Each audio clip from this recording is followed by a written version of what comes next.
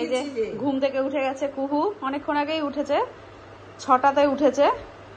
নিচে দাদু আর ঠাম্মার সাথে খেলে আসলো, এবার খাচ্ছে ওর ফেভারিট খাবার, বিস্কুট, মুড়ির গুঁড়া আর দুধ। এই যে ওর খুব ফেভারিট এটা, ওই জন্য এরকম করছে।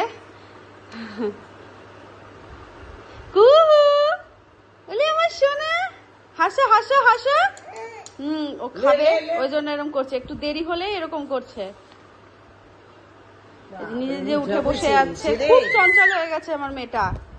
এই কুহু খা খা খা খা খা।